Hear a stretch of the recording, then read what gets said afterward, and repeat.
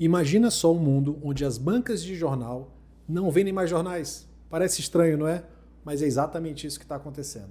Táxis, máquinas fotográficas de filme, daquelas tradicionais, correio para envio de cartas, livrarias, editoras, são todos exemplos de negócios ou empresas que tiveram que se adaptar profundamente. E esses são exemplos de negócios que ainda existem. A gente pode listar diversos outros exemplos de produtos que não tiveram a mesma sorte.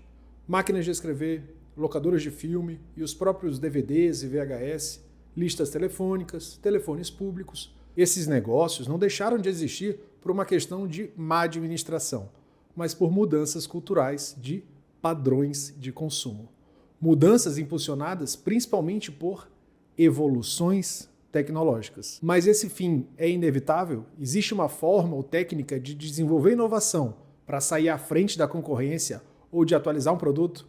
E como lidar com os riscos e custos do processo de inovação e desenvolvimento de novos produtos ou serviços? Vem comigo que eu vou te mostrar agora nesse vídeo.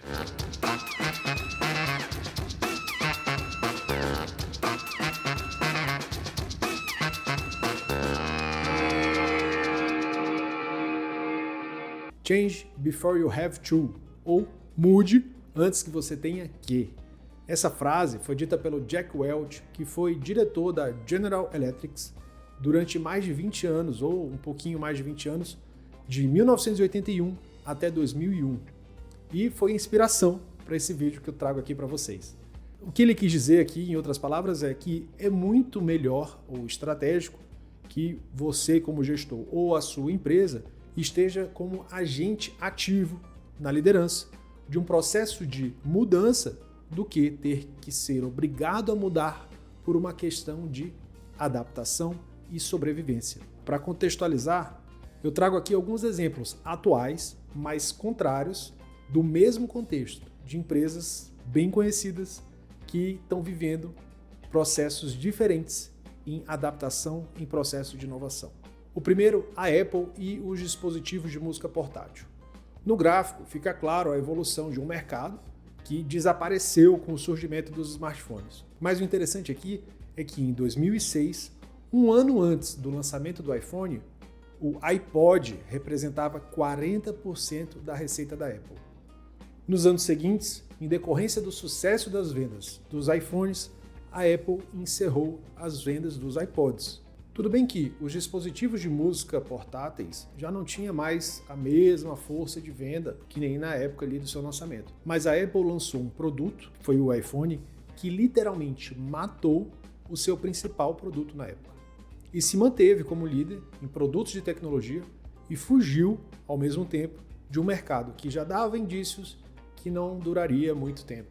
O segundo caso, mais recente, é o da Google e o ChatGPT. Hoje, em abril de 2024, a venda de anúncios de busca do Google ainda é o principal negócio para a Alphabet. Em 2023, a receita bruta da empresa com todos os seus serviços, incluindo YouTube, o Google, o Gmail e etc., foi de 86 bilhões de dólares, dos quais 59 bilhões foram só com os resultados dos anúncios de busca. Isso representa 68% do faturamento da empresa. Percebam que, com o lançamento do ChatGPT, hoje a gente vê pela primeira vez em muitos anos a empresa ameaçada com seu principal modelo de negócio. E ao mesmo tempo tem uma corrida agora para ir atrás do prejuízo e implementar às pressas ferramentas que competem direta ou indiretamente com a OpenAI. A gente pode ver isso com integração de textos gerados em resultados de busca, o lançamento do Bard, que foi meio atropelado, logo depois agora o Gemini para o Google.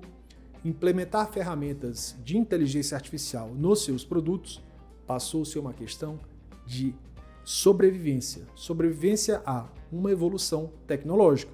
E daí, para falar de evolução, apesar de não ser biólogo, eu quero trazer emprestado, na teoria da seleção natural de Darwin, alguns conceitos para explicar como os negócios ou as empresas podem aprender com a natureza para se manterem atualizadas e evitar a sua própria extinção. Na natureza, quem prospera não é o mais forte, nem o mais inteligente, mas o mais adaptado. A evolução também nunca acontece numa mesma direção. A girafa com pescoço grande, por exemplo, ela não tem um pescoço grande porque foi a única opção evolutiva. Foi apenas a que deu certo. As girafas primitivas precisavam alcançar as folhas verdes do alto das árvores nos tempos de seca. Eram as únicas que restavam. Era um fator de vida ou morte. Dezenas de outras tentativas de girafas primitivas falharam. E quando uma hipótese evolutiva, que foi o crescimento ou alongamento do pescoço, se mostrou viável, ou era a solução mais adaptada, a vida seguiu naquela direção. No mundo dos negócios, assim como na biologia, não existe uma receita de bolo ou uma única solução para a inovação.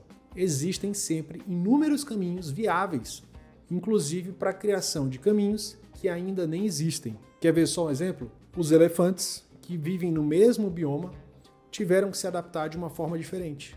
O que funcionou para eles foi um crescimento desproporcional do nariz. A tromba do elefante tem funções diferentes, claro, mas é usada principalmente para pegar as mesmas folhas que a girafa pega com o pescoço alongado. Assim como a girafa e o elefante são organismos diferentes, as empresas também são organismos ou organizações diferentes que vão ter soluções distintas para os mesmos problemas. Nem tudo que funciona para uma vai funcionar para outra naturalmente.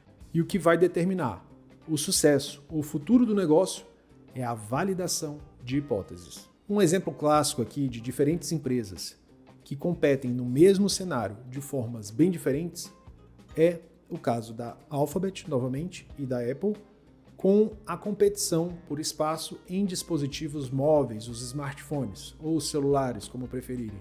Enquanto a marca do buscador tenta se integrar junto com diferentes fabricantes, de diferentes marcas, para oferecer um sistema operacional universal e flexível, que é o Android, a marca da maçã utiliza uma estratégia de manter seus sistemas fechados, integrando muito bem software, que é o sistema operacional, com o hardware, que é o dispositivo físico. E para falar de inovação nos negócios, tem dois conceitos que andam muito juntos. É o MVP, ou MVP, que em tradução livre é Produto Mínimo Viável, e Lean Startup, que a tradução seria também Startup Enxuta. Esse conceito, que foi popularizado pelo Eric Rice, tem por base o desenvolvimento de protótipos enxutos e de rápida validação no mercado. A maior dificuldade para qualquer novo negócio ou gestor em qualquer empresa, imagino que seja a definição do que seria o produto mínimo viável de um produto ou serviço. E para isso, o próprio Eric Rice traz para a gente uma resposta. Abre aspas. A fórmula mais fácil para descobrir o que é o produto mínimo viável é cortar na metade o que você pensa que é o seu MVP e fazer isso mais 2 vezes. A ideia central por trás da estratégia de Rice é até bem simples. Ao fazer isso, a gente ganha basicamente em dois aspectos. Primeiro, feedback construtivo e segundo, eliminar funcionalidades que são peso morto. E ele completa, não se preocupe com reclamações de clientes por alguma funcionalidade faltando. Os primeiros usuários, eles podem perdoar muitos recursos ausentes. Eles veem a visão e você pode dialogar com eles durante esse ciclo de feedback e aprendizagem. E daí partimos para a segunda etapa no processo evolutivo de um negócio, que seria a evolução incremental, que é quando você já tem um produto enxuto ou você quer melhorar aos poucos e acrescentar novas funcionalidades a um determinado produto ou serviço. Para isso, o Google Cloud lançou um e-book recentemente, que eu vou deixar o link aqui na descrição do vídeo, chamado Conselhos de Investidores para Startups, e lista nesse e-book 10 lições das quais eles julgam que devem estar na linha de frente para quem está ali comandando ou lançando uma startup. Eu separei aqui 2 dicas que eu achei bem interessantes. A primeira delas é que eles trazem lá no documento que 70% das startups fecham nos primeiros 2 anos de existência. E olha que nesse quesito o Google tem lugar de fala. É só olhar para o cemitério de aplicativos ou sistemas lançados pela própria Google que acabaram fechando. São inúmeros e você vai se surpreender com a quantidade. Eu também deixei um link aqui na descrição para um site que lista todos eles. Ou seja, se o próprio Google tem tantos negócios que não deram certo, não seja tão exigente com você mesmo. Em todo o processo evolutivo, seja na biologia ou nos negócios, ter que reajustar o caminho e recomeçar do zero é uma regra, não exceção. A exceção são os que sobrevivem. O segundo item que eu trago aqui daquele e-book do Google é: conheça os seus clientes. Parece óbvio, eu sei, mas eu garanto que se você utilizar o processo do MVP e do Lean Startup corretamente, vai se surpreender com a quantidade de funcionalidades que você achava que seriam importantes para o seu usuário, mas que não tinham qualquer impacto na avaliação deles. O resultado disso é óbvio. Você vai ganhar uma economia de tempo e dinheiro e um produto ou serviço muito mais alinhado com os desejos ou necessidades do seu cliente.